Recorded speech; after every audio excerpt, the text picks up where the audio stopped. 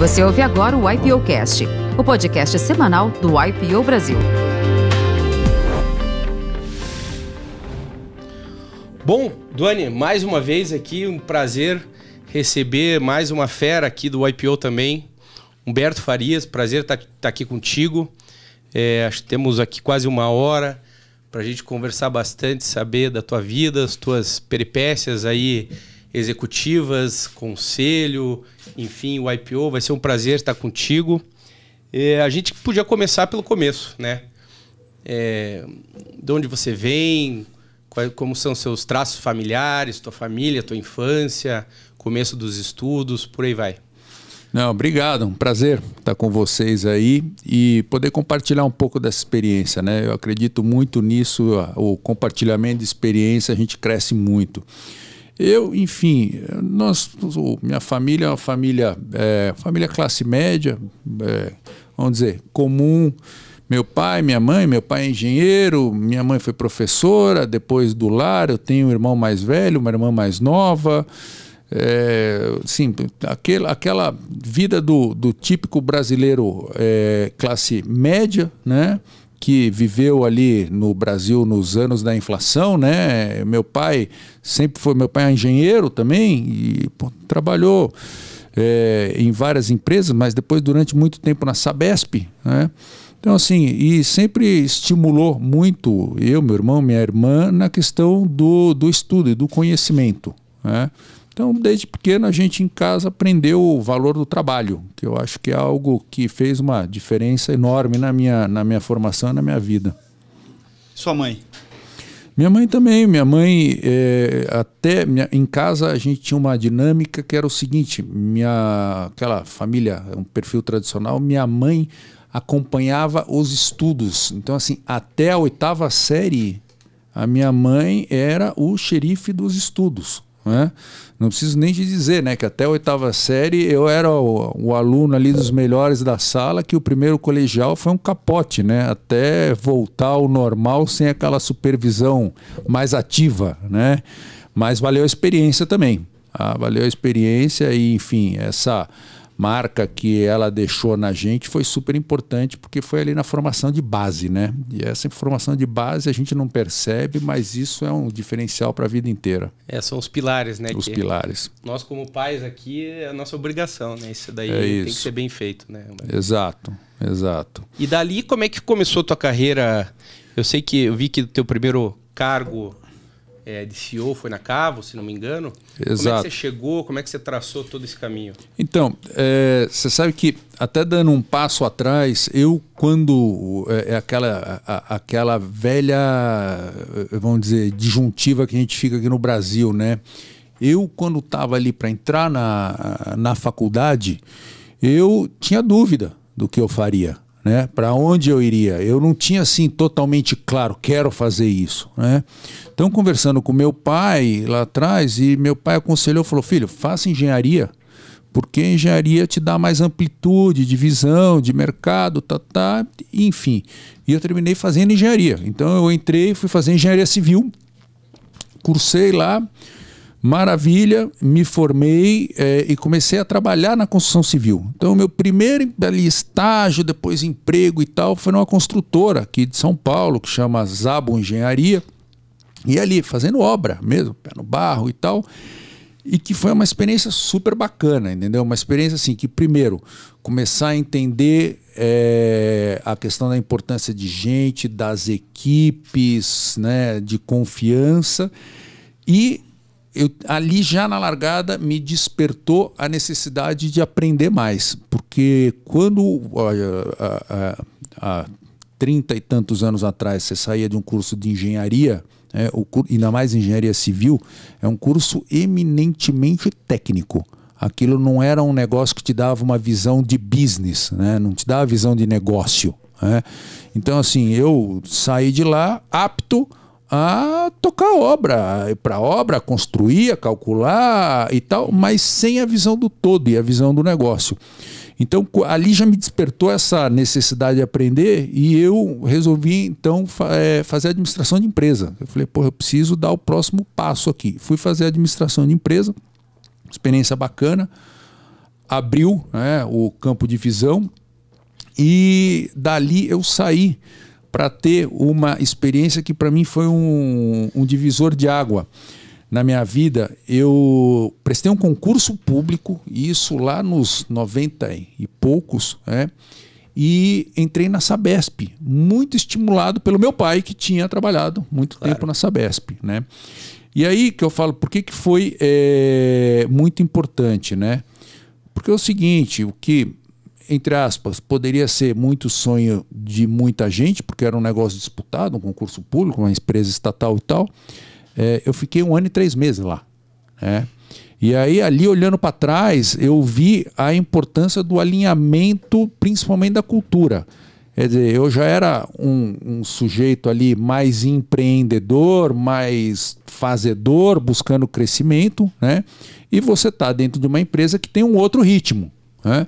Então, a verdade é que eu fiquei ali 1 ano e 3 meses sofrendo, né? Mudei de área 3 vezes nesse 1 ano e 3 meses, que foi o tempo para cair a ficha e falar, isso aqui não tem nada a ver comigo, né? Não tem nada errado, na verdade. Tem muita gente que está lá, trabalha, está feliz e está tudo certo, mas comigo não tem nada a ver. Não era teu perfil, né? Não tinha nada a ver com o meu perfil. Então foi uma experiência super importante, né?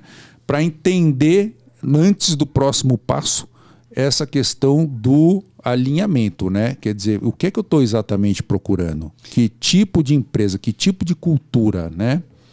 Que idade você tinha, Humberto, nessa ocasião?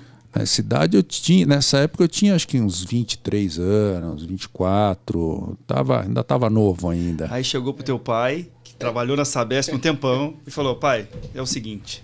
Não dá certo isso aqui para mim, não. Como foi isso? Rapaz, foi um negócio, assim, meu pai foi super parceiro, entendeu? No começo ele falou, você tem certeza? Falei, cara, eu tô convicto, tô triste, o lugar não tá legal. Né? Não, o lugar não tá legal não, eu preciso ir embora, preciso sair daqui, né? Daí ele falou, pô, então se vira, se mexe aí, né? E aí eu comecei, então, volta lá aquele negócio, né? Só lembrando aqui, né? A gente estava na década dos 90, né? A década dos 90 era logo depois da década perdida, ela estava meio perdida ainda, né? Então, assim, saí para procurar emprego. E entrei lá na Cavo, que exatamente essa empresa que você comentou. Naquela época era o seguinte, a Cavo era uma empresa do Grupo Camargo Corrêa, né, que hoje chama-se Mover Participações, e parecia que o mercado brasileiro de saneamento ia ser privatizado. Tinha ali uma perspectiva enorme daquilo andar, crescer e tal. E eu fui para lá para desenvolver negócio, fazer área comercial e tal. Então, assim, você tinha espaço para fazer, crescer. Então, foi uma experiência super bacana. Entendeu? Então ali eu falei, bom, aqui eu encontrei espaço para poder fazer, crescer. Sei quem eu sou, né? Isso, aqui eu tenho pista para andar, entendeu? E de novo, né? Sempre com essa questão de, mesmo ali, eu já tinha feito administração, mas continuava com aquela pulga da necessidade de aprender mais, né? E ali a necessidade de aprender mais, ela já tinha 2 vertentes, né? Quer dizer, tinha a aprendizagem, vamos dizer, formal, e eu fui fazer lá o curso de uma pós em engenharia industrial na Fundação Vanzolini, mas ali já mais maduro também essa necessidade de aprender mais observando, né? Olhando os líderes que estavam perto de mim, olhando como é que as pessoas faziam, se comportavam. Então, assim, aquilo ali foi um processo de amadurecimento acelerado, tá?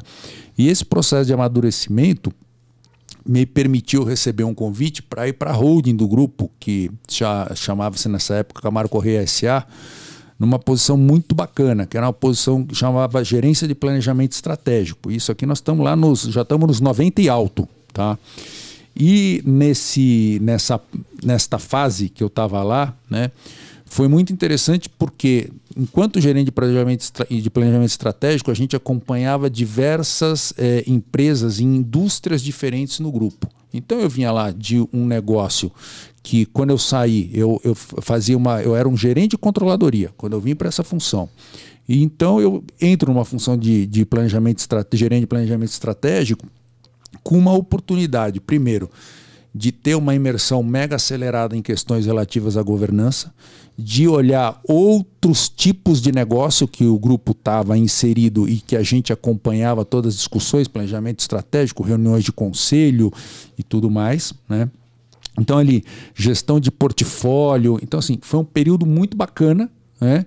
E é onde eu tive a oportunidade de participar de alguns deals e foi um período, entre aspas, relativamente curto, porque eu recebi um convite para voltar para Cavo, aí como CEO já. Quanto tempo você ficou lá na Road? Eu fiquei 1 ano e meio só. E aí voltei para a empresa que eu tinha entrado lá em 96 como engenheiro 1, voltei em 2001 como CEO da companhia. E com um mandato super legal, porque assim, era um negócio que tinha sofrido e que tinha diminuído muito de tamanho, né? E dentro de um grupo que crescia. Então tinha ali um mandato de crescimento, de turnaround naquele negócio. Então assim, de novo, ali tinha muito do meu DNA, né? De querer fazer. Né? Lenha para queimar. Lenha para queimar. Tinha pista. Então essa experiência para mim foi muito legal. E ali eu pude de novo identificar, né, algumas coisas que depois eu, enfim, fui acumulando e levando para frente, né? Então uma era assim, que a gente fala até hoje, né? E eu procuro sempre a frase para traduzir isso, e encontrei lá na JF que eles usam muito isso, e é exatamente o que eu penso, né? A questão da atitude é mais importante que o conhecimento, né? Então, quando a gente via assim, eu tive que remontar o time, então não trouxe só gente do setor, trouxe gente de outros setores. E essa questão de quando você vê que o sujeito está com um brilho no olho, que está engajado, que quer fazer, ainda que ele não seja daquele setor específico, mas rapidamente, de alguma forma, o sujeito se engaja e vai. Né? Muitas vezes muito melhor do que eu, que já conhece, mas não tem a mesma pegada.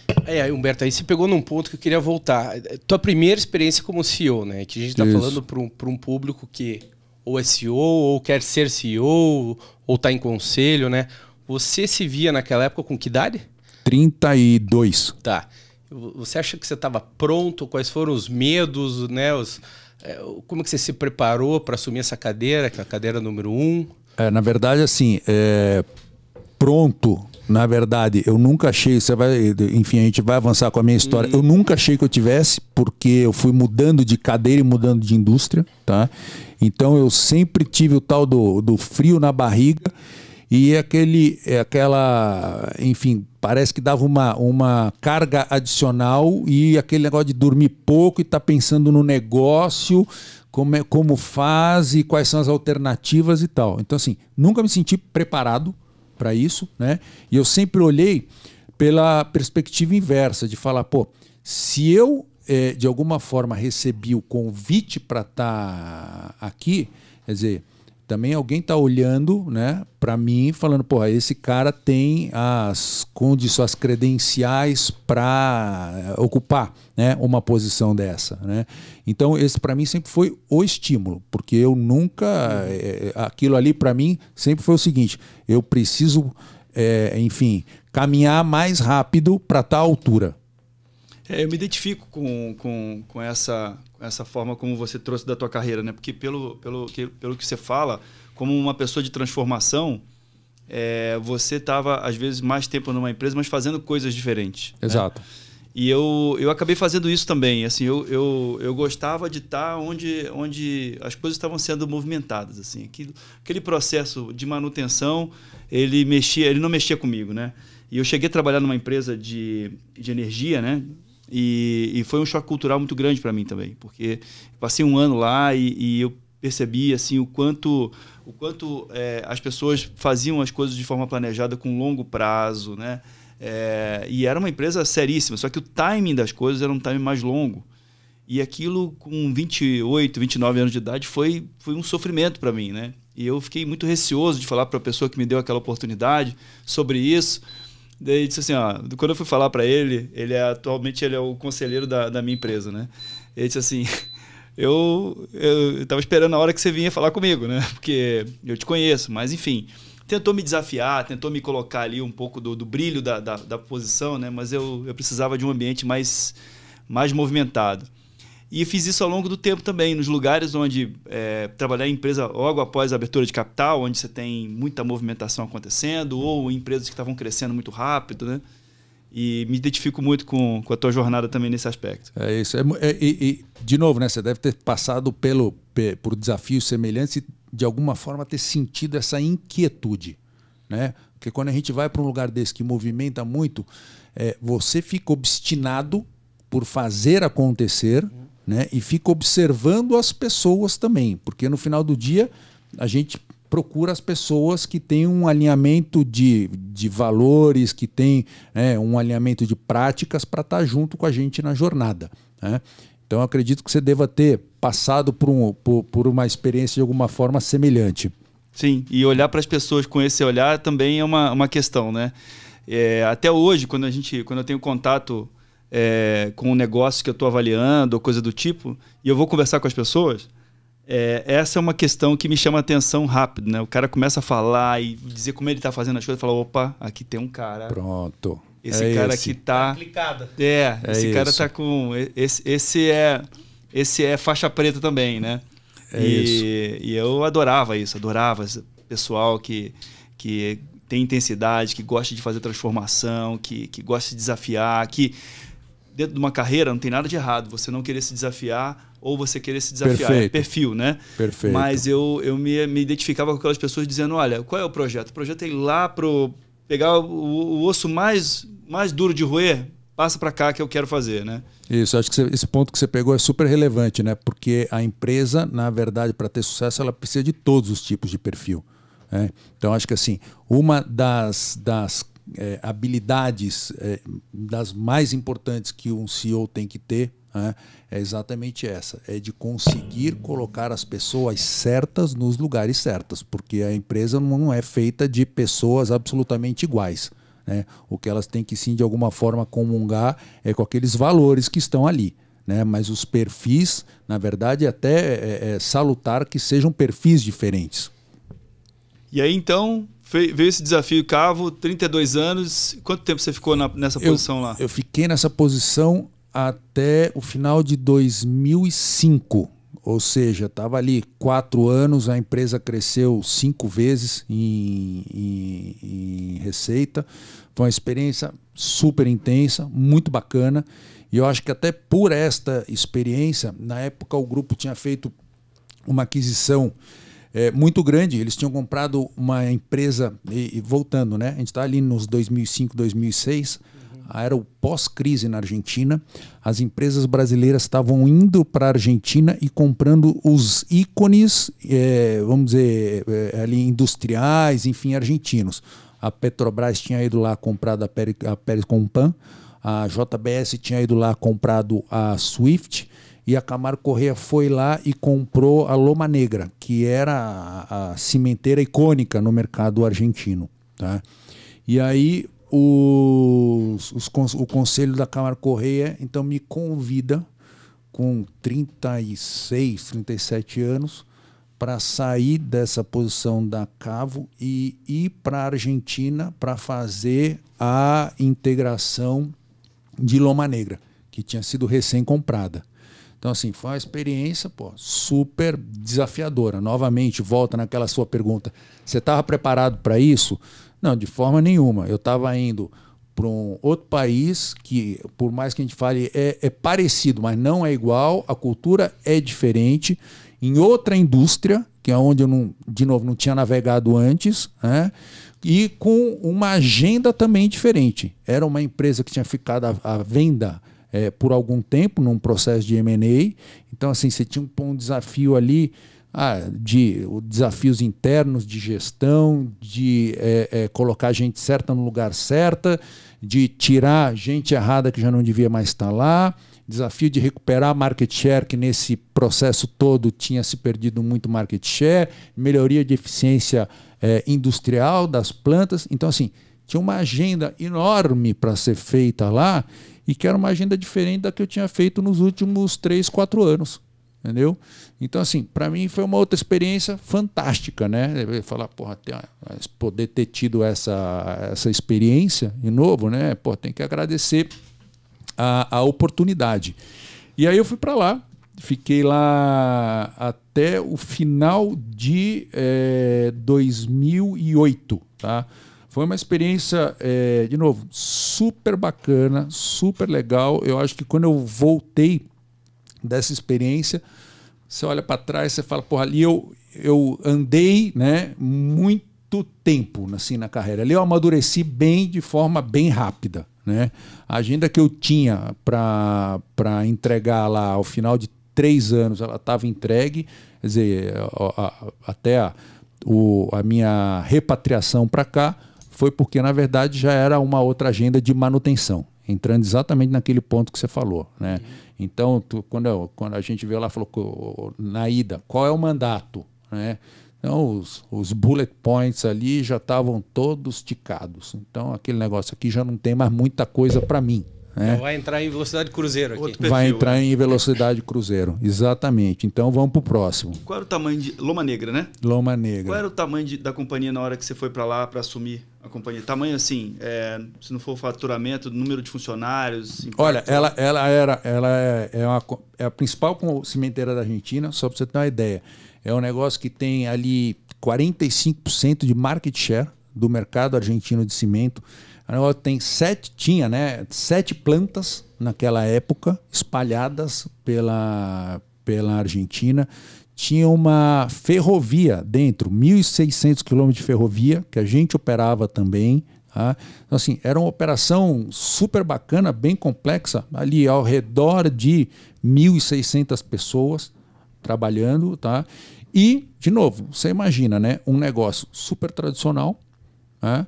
E eu me lembro bem, né? Chega ali um brasileiro, 36, 37 anos, sem histórico na indústria, né? Para, enfim, tocar o barco. Né? No primeiro momento eu olhava, principalmente os executivos mais antigos, né? Aqueles caras meio descrentes, falando, ei, não vai durar muito. Não vai durar muito, não vai funcionar muito aqui, né? Mas a verdade é que a gente fala, né? Contra o trabalho é muito difícil, né? Então, rapaz, não precisou de muito para trocar aqueles que não acreditavam, né? Não é em mim, não, que não acreditavam no projeto, né? E no processo. Ficar com um time super bacana. E que esse é o grande ponto, né? Que eu acho que ali, para ter acertado a coisa tão rápida, o acerto fundamental foi ter acertado o time. O time, que tinha muita gente boa dentro da companhia que estava precisando de espaço. E quando a gente conseguiu colocar as pessoas certas no lugar certo, aquilo ali deu uma potencializada gigantesca. Então, assim, acho que o sucesso que a companhia teve ali naquele período foi principalmente graças ao time que estava ali tocando aquele negócio. Muito, muito provavelmente por você já ter tido que lidar com gente na Cavo, né? Foi teu primeiro grande time, então já ter essa sensibilidade para as pessoas encaixar no lugar certo. Perfeito. Foi uma experiência realmente desse aspecto assim, super bacana e super gratificante de falar, tá entregue. Essa aqui tá entregue. E aí me convidaram, eu fui repatriado para cá, né? Foi quando a gente criou aqui no Brasil a holding da Intercement, né? Que é como chama a companhia hoje. E aí tinha uma agenda super diferente também, super dinâmica, que o negócio já tinha crescido, então tinham vários processos transversais que a gente ia fazer um centro de serviço compartilhado, estava fazendo desenvolvimento de negócio na África, então aí começou, né? Vai para Angola, África do Sul, muito na América Latina, então assim, era uma agenda bem intensa. E eu fiquei lá até novembro de 2010, que foi a época, na verdade, quando estava se terminando um M&A, quando a Intercement comprou a Simpor em Portugal. Então ela assim duplicou de tamanho, ficou com operação no Egito, África do Sul, Espanha, Portugal. Foi um negócio muito bacana. E ali eu tomei a decisão de sair, porque na verdade eu não queria ser expatriado de novo. Você sabe que esse ponto que você fala de acertar a questão das pessoas, né? Eu estive aqui com o Márcio Trigueiro, nós falamos dele aqui, e ele indicava, né, um livro que a gente leu muito. Ele participou de um treinamento diretamente com o cara que escreveu esse livro, que era Os Primeiros 90 Dias. Né? E o livro dos Primeiros 90 Dias fala exatamente que uma das coisas iniciais ali é você decidir em 2 meses, em 30 dias ou 2 meses no máximo, o desenho do time. Né? E que nada além disso pode ser feito até que isso seja feito. Né? E isso aconteceu na empresa que eu trabalhei, onde o Márcio foi CEO, e é exatamente isso, essa dedicação inicial obstinada por decidir o time, né? Estar com as melhores pessoas, e eu soube que isso é uma prática no GP também, nas investidas. Né? Em algum momento você entra no negócio, dedica-se nos primeiros 2 meses à definição do time, e uma vez que isso está feito, isso é muito legal também, aquele time se abraça. Exato. Né? Uma vez tem um simbolismo de agora somos nós aqui, a gente que vai mudar o jogo. E aí começa todo... Começa a remar junto. E aí não se olha mais para trás, né? Lógico, tem uma pessoa ou outra que sai, né? Mas assim, eu me lembro da gente falar, assim, depois de 2 anos do projeto, em reuniões nossas de liderança, como assim, um churn voluntário de liderança 0. Isso. Né? Lógico, alguém não entregou algum resultado, acaba saindo e tudo mais, mas imagina, um time de 30, 40 líderes ali, todo mundo olhando para a mesma direção, engajado, trabalhando em conjunto. Isso tem muita força. Né? E era bem isso que você falou agora. E interessante, porque também pessoas assim com essa característica, eu me vejo também, acabam entrando em projetos que se parecem. Exato. E a impressão que eu tenho é que é muito parecido. As histórias, né? E você encontra uma companhia que está um pouco mais fragilizada em termos de caixa, ou um pouco mais fragilizada em termos de posicionamento de mercado, ou o time não é um time que está da forma como deveria ser para o desafio. E você entra, você mapeia, você prepara as pessoas e dá o passo seguinte e parece. Né? Você sabe que avançando um pouco, esse ponto que você falou, eu vi e conversei, né? Quando eu estava no conselho da JBS, a JBS é uma máquina de aquisição. Tá? A JBS ela só construiu uma planta na JBS Global inteira, que foi uma fábrica no Paraguai, que quando ela teve a crise, depois essa fábrica foi vendida. Tá? Então, eles estão acostumados a fazer isso, a comprar uma empresa que não está performando tão bem, né, em qualquer lugar do planeta, e colocar aquilo ali num nível superior. E uma das grandes perguntas, quando eu fui convidado para ir para o conselho e conversava lá com o top management da companhia e tudo mais, era exatamente essa. Me diz uma coisa, como é que vocês têm um track record tão positivo de construir uma companhia global fazendo turnaround de operações mundo afora? Na verdade, porque você olhava e falava, ele tinha operação na Nova Zelândia, operação na Austrália, operação na Europa, uma operação gigante nos Estados Unidos, em todo lugar. Toda a parte cultural. Toda a parte. E a resposta era essa mesma, que era o seguinte, eu falava, cara, a gente tem super claro qual é a nossa cultura e quais são os nossos valores. E o nosso foco é em gente, porque gente é igual no Brasil, na Austrália, na Nova Zelândia, na Ásia. Então, quando a gente percebe que o time não está andando, foco no time. Para, arruma, troca, mexe e segue em frente. Então é exatamente isso que você falou. Essa experiência, apesar de você estar em indústrias distintas, né, essa questão de gente é o pilar. Daí é o que a gente fala, né, normalmente. Muitas vezes você está num negócio que a estratégia pode não ser a mais acertada, mas se você está com um time de primeira, o negócio de alguma forma se sustenta. Agora, num momento mais ou menos, se você tiver com um time mais ou menos, aí é muito difícil. Dá para ver que você é um cara de time, né? E você é um cara que provavelmente nunca vai falar ou vai evitar muito falar que alguma coisa foi você que fez. Vai ser sempre teu time que fez, né? Pelo teu perfil. Por que eu tô te fazendo esse preâmbulo aqui? Porque eu queria que você avançasse aí um pouquinho e falasse assim, as tuas características pessoais, assim, que você acha assim, puta, o que eu entrego para o meu time imediato? O que meu time, que nunca trabalhou comigo, depois de 1 ano trabalhando comigo, o que eu transferi para esse time do ponto de vista da minha personalidade, das minhas características? Essa pergunta é ótima. Acho que assim, um ponto é a transparência e a confiabilidade, né? Acho que esse tá ali é um dos pilares e a base. Quer dizer, se o time não tiver, o liderado, né, com os seus liderados, com o seu time, não tiver a relação ali de transparência, de abertura, e tiver a cumplicidade, vamos dizer, no bom sentido, né, de estar junto mesmo, tá? Eu acho que é muito difícil formar esse bonde da equipe. Tá? Então, eu acho, né, aí isso eu teria que perguntar para o meu time, mas eu acho que eu entrego isso, tá? Muito rápido. E tem uma outra questão, né, que a gente vai na vida olhando e observando, né, que eu acho que esse é outra bem importante aqui, ó, até eu anotei aqui a tal da famosa frase lá, né, que uns dizem que é de Confúcio, outros não sabem de quem é e tal da palavra convence, o exemplo arrasta, né? Então, assim, eu acho que a questão também é essa, é do exemplo. Cara, não tem conversa, é o exemplo, né? Então, acho que essa questão de quando você walk to the talk é super importante. Tá? Super importante. Eu acho que esse sempre foi... Eu sempre tive... Eu acho que na verdade a minha jornada foi facilitada, né, talvez até inconscientemente por essas características. Perfeito, hein? E aí, Igor? Eu tô querendo saber o que aconteceu na Âmbar, porque a Âmbar você decidiu sair, então, né, respirar um pouco. Imagino que tenham sido anos intensos aí. A Âmbar, como é que ela apareceu na tua vida? Vocês criaram a Âmbar? Como foi essa história? A Âmbar é uma história super bacana. Eu estava numa empresa do ramo sucroenergético, né? E eu recebi um convite pelo Joesley da JF.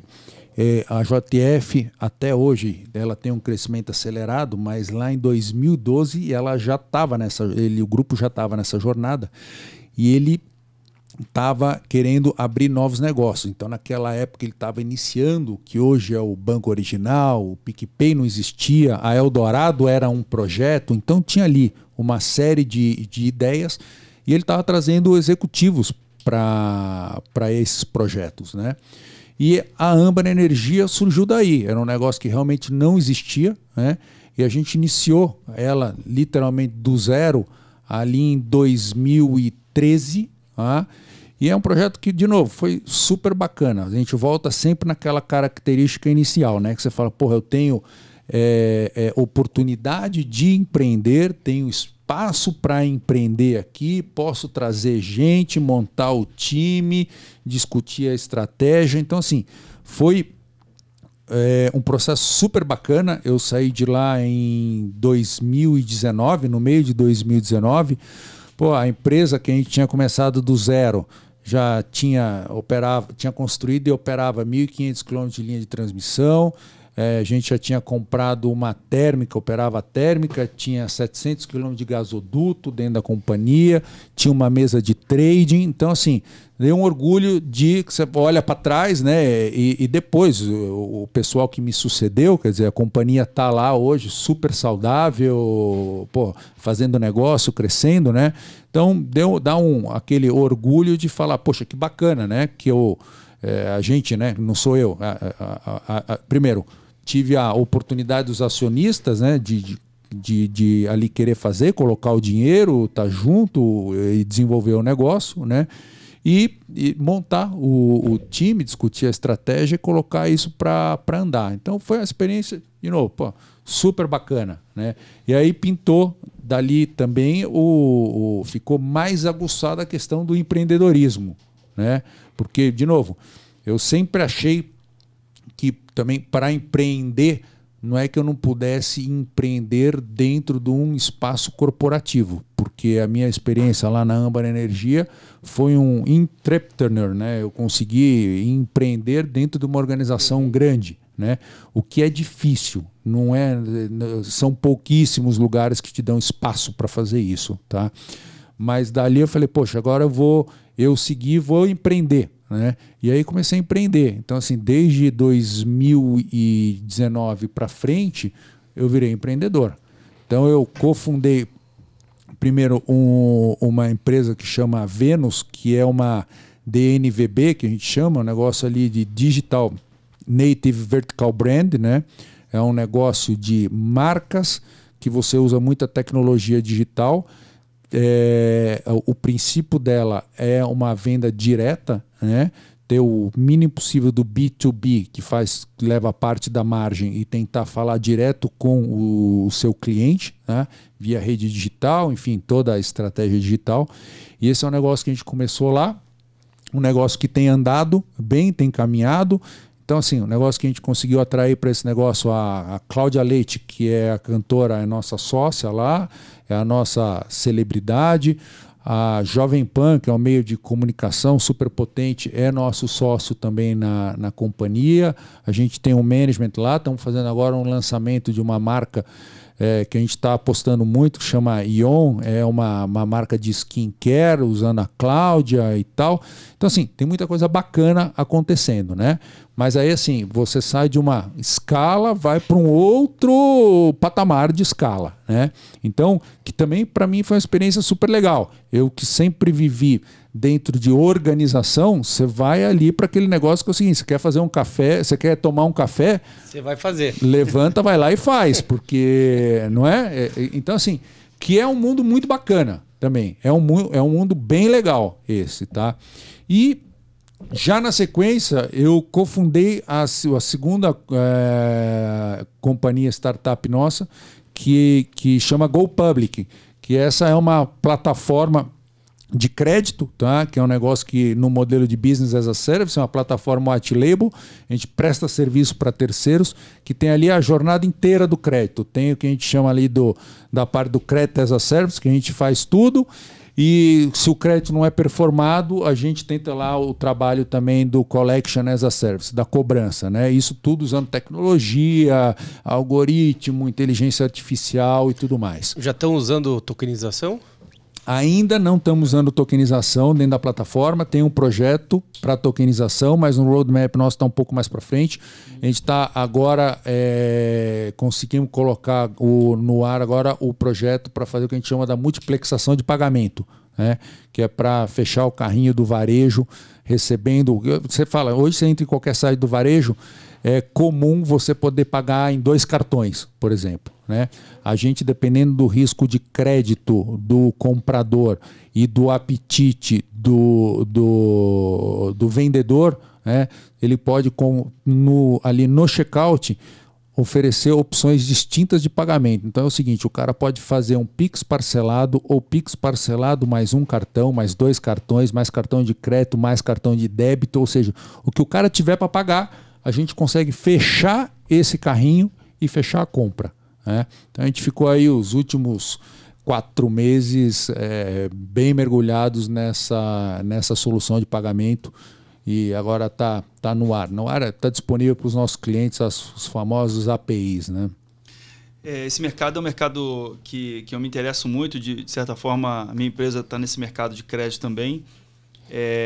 Que tipo de cliente a GoPublic atende, assim? Porque eu entendi que ela é uma plataforma as a service. Então, para quem oferece crédito, pelo que eu entendi, ela pode ser utilizada por essa empresa, e essa empresa então usa essa esteira da concessão ao crédito, ao processo de cobrança, usando a plataforma da GoPublic. É isso? É isso. O nosso é um negócio B2B. Uhum. Tá? Eu presto serviço para alguma companhia. Eu não miro direto o cliente. Então você fala, por exemplo, a notícia é pública.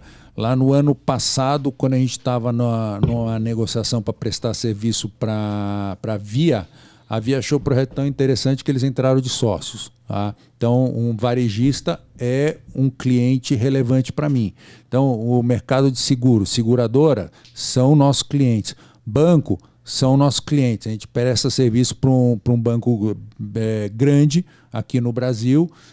Então, white label. White label. Sempre white label. Não é? Então, nós não somos aquele cara que você algum dia vai abrir a tela do seu computador e vai nos ver. Mas o nosso sonho é estar sempre por trás daquilo.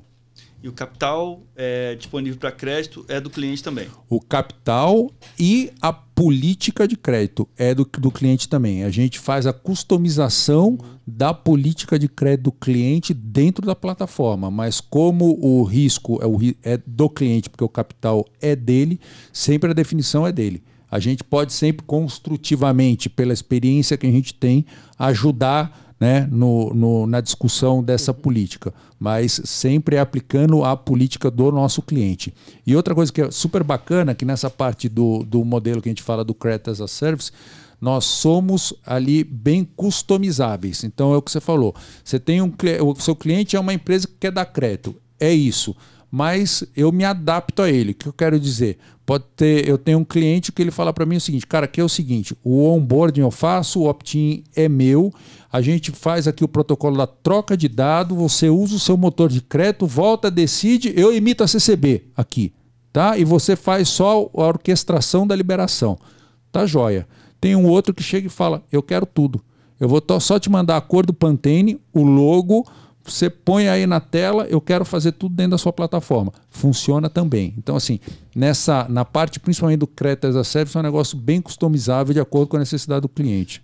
Isso na jornada de concessão. A emissão da CCB, vocês usam bancarizam com alguém de mercado, imagino? Não Exato. É uma instituição própria. Exato.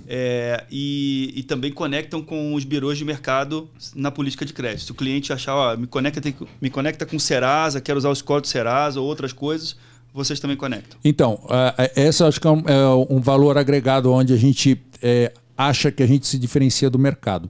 A gente tem uma base de dados bastante extensa dentro da companhia, tá? São dados próprios que vieram aí de 20 anos de um trabalho de compra de carteira de crédito não performado e operação dessas carteiras.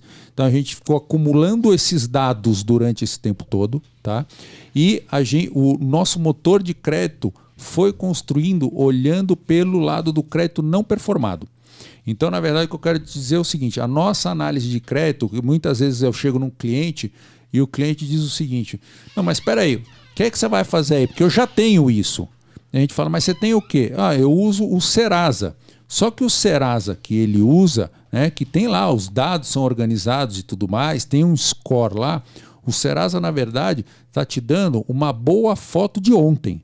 E o nosso motor, ele tenta prever através lá de teorias comportamentais, cruzamento de base de dados, o filme de amanhã. O que eu quero te dizer? É o seguinte, se você olhar um determinado CPF ontem, pode ser que até ontem ele está lá, não tem zero problema de inadimplência, tá bacana, provavelmente você daria um crédito a ele.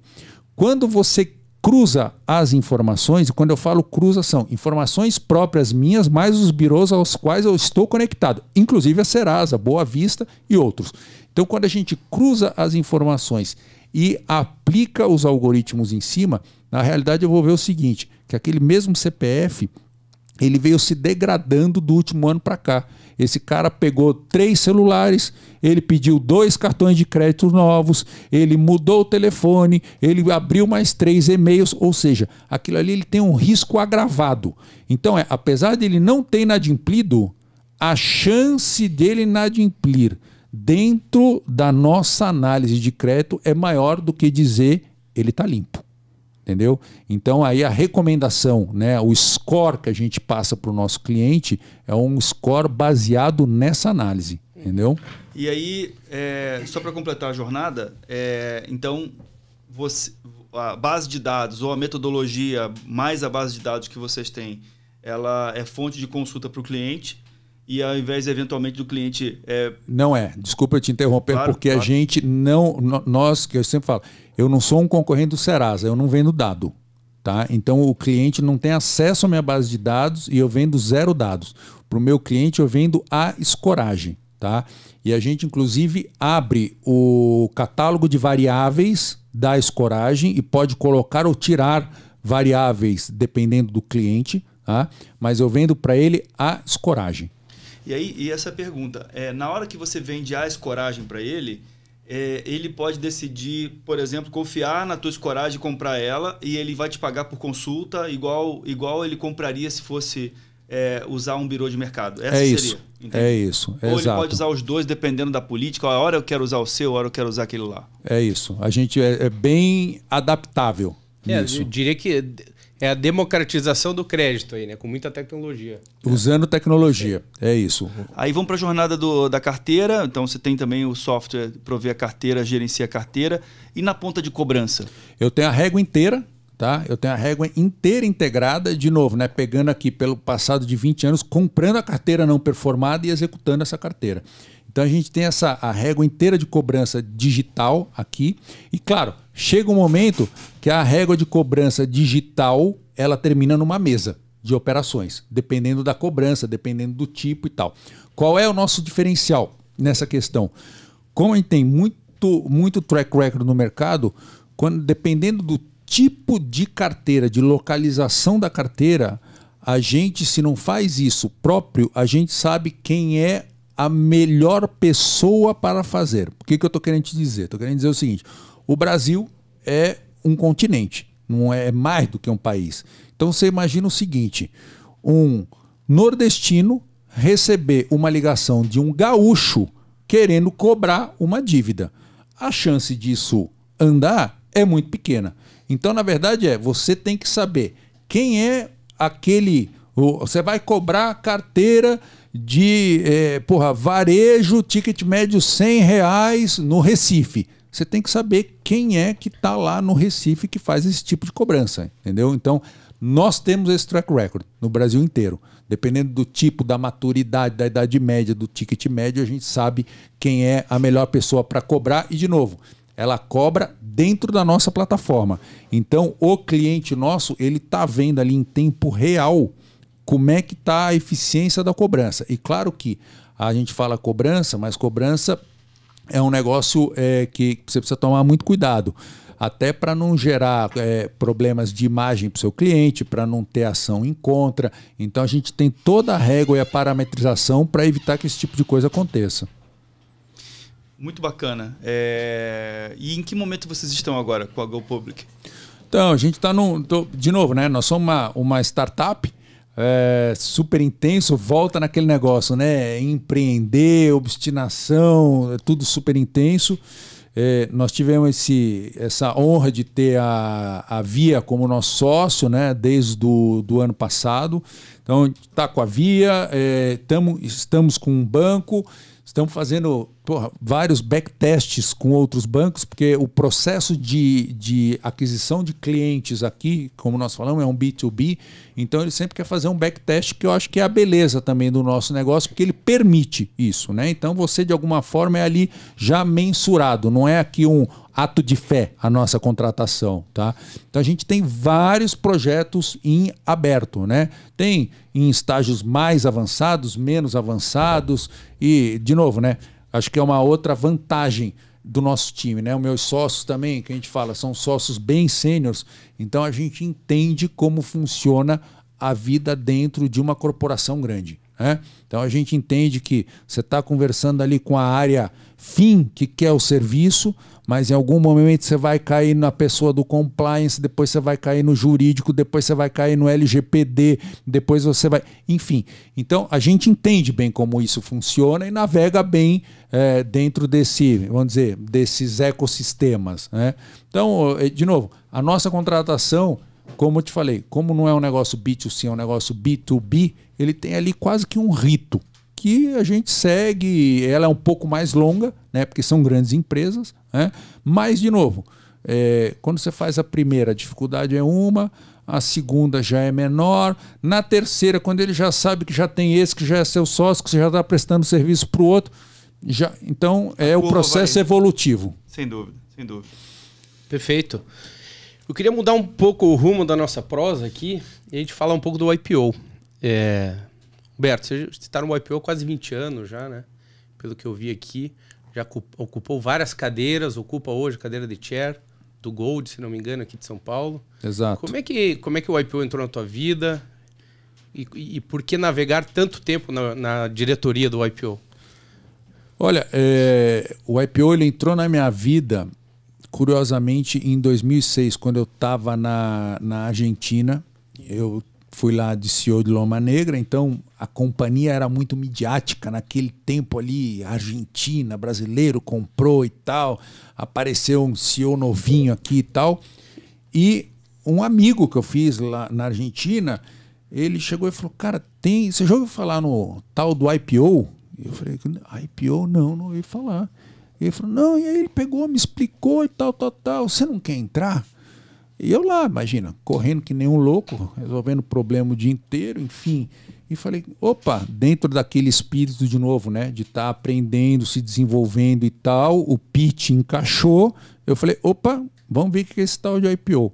E aí eu entrei no IPO lá na Argentina e, cara, foi um negócio assim, tão breakthrough na minha experiência lá, né? Quer dizer, porra, você imagina, tá num lugar que você não conhece pouca gente, né? E a família conhece pouca gente, e de repente começou a gerar assim, o que a gente fala sempre, né? As conexões profundas, muito rápidas e tal. Você entra ali dentro de uma comunidade, né?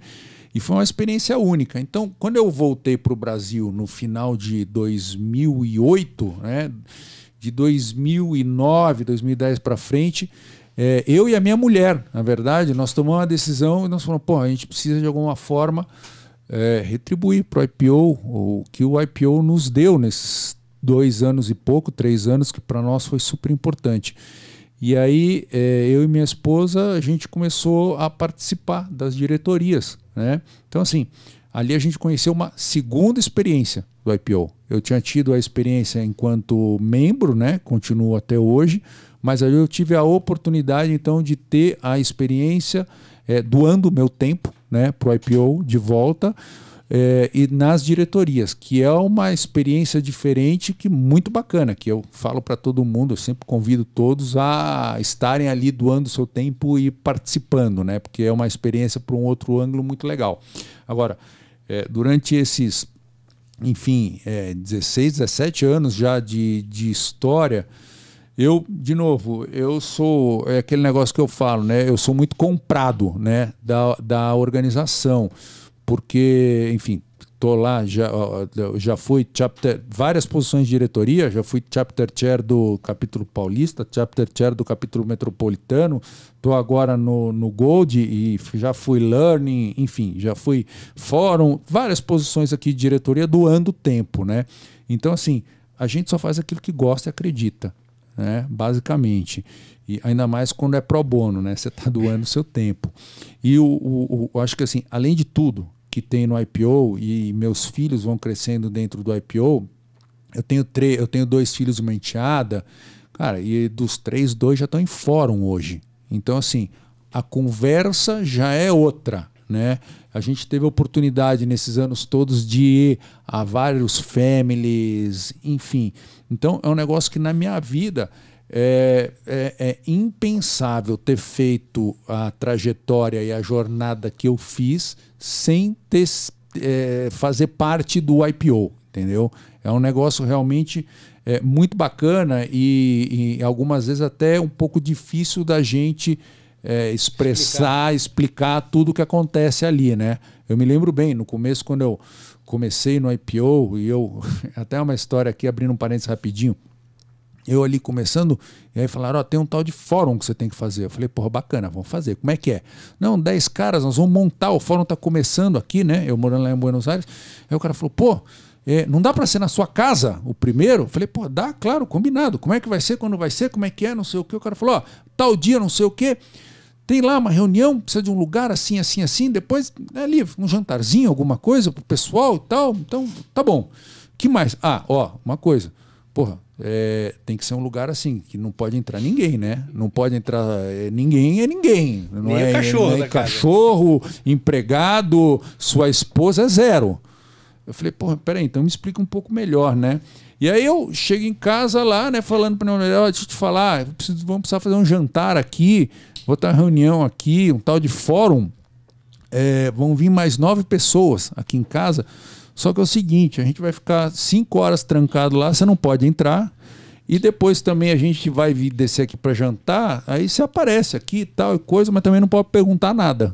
Porque também a gente não pode falar, né? Então, assim, no começo minha mulher olhava e falava, mas o que é isso, né? Isso aqui é algum tipo de igreja? É alguma coisa assim, né? Acontece que depois ela entrou em fórum, ela, enfim, também conheceu o que é, e desde então a gente tá nessa tocada. Então, assim, cara, é uma experiência super legal, não só do ponto de vista que a gente fala, né? Do ponto de vista profissional, que foi super importante, mas do ponto de vista pessoal, também família, foi muito bacana, muito bacana. A gente não se enxerga sem, né? Que a gente fala, faz uma festa hoje, faz um churrasco, faz não sei o quê. Quando você olha, os seus amigos são os amigos do IPO que estão ali, é o povo que você está em contato toda hora, encontra, confraterniza, né? Dentro dos princípios da organização, que, pô, eu tenho amigos lá de 10 anos, 15 anos, pô, você não tem o menor interesse de fazer um negócio com o cara, eu nunca fiz um negócio com o cara, e, cara, a gente se conhece profundamente, né? Então, é muito bacana a experiência. E a gente brinca que é uma rede de proteção, né, Doni? Sim. Esses pilares do IPO, que é desenvolvimento pessoal, profissional, familiar, é muito bacana. Eu vou agora para o meu primeiro family, vai ser no Rio de Janeiro. Nos encontraremos lá. Olha aí, ó, coisa boa. Mais uma do IPO, né? Mais uma do IPO. Bom, Humberto, a gente está muito feliz de te receber aqui, né?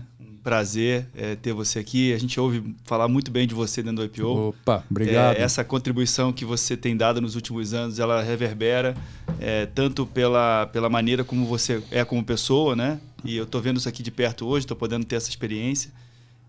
E a gente aqui te agradece por toda a dedicação que você teve até aqui. E tem muito prazer de te receber, de contar a tua história, de ouvir a tua história e compartilhar nesse podcast, que não é só com os YPOers, né? É com vários líderes, funcionários dos YPOers e aberto para a comunidade como um todo, né?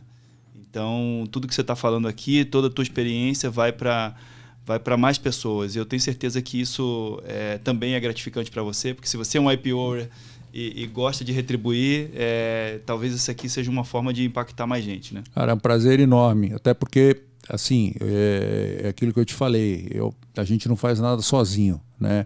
Então, assim, se a gente teve algum sucesso na jornada, é porque outras pessoas foram generosas comigo, né? Compartilhando experiências e tudo mais. Então, assim, quando me convidaram aqui, eu primeiro fiquei super contente e super satisfeito e aceitei de primeira, porque é mais uma forma realmente de retribuir aquilo que eu já recebi, né? Então, pô, muito obrigado. Prazer é nosso. Olha, Humberto, como a gente faz de praxe aqui, a gente divide sempre um livro com o nosso convidado, né? Esse livro aqui é a biografia do André Agassi. Não sei se você já leu ou não. Você sabe que eu adoro biografia. Já ouvi falar da biografia dele, porque eu gosto de tênis, tá? Mas não li. Li várias biografias já. Tô lendo uma biografia agora, que é muito bacana, inclusive, do Alexander Hamilton. Alexander Hamilton é um cara que é o seguinte, ele é um dos founders dos Estados Unidos. Tá? Ele tem uma história de vida, sem dar spoiler do livro, ele tem uma história de vida única e incrível. Esse cara, na independência dos Estados Unidos, ele era com 22 anos de idade, ele era o braço direito do George Washington. Tá?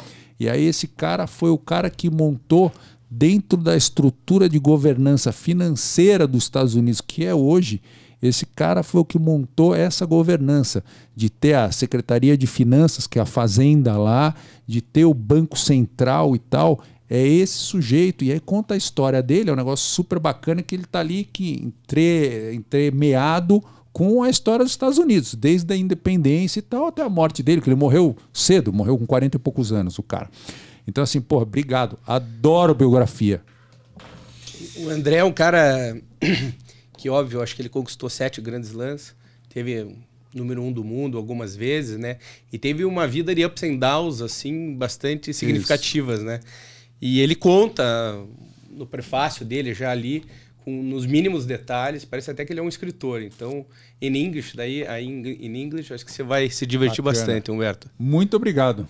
Muito obrigado. Muito obrigado. Super prazer. Obrigado, Humberto. Não deixe de escutar os outros episódios do YPOcast, disponível em todas as plataformas de streaming.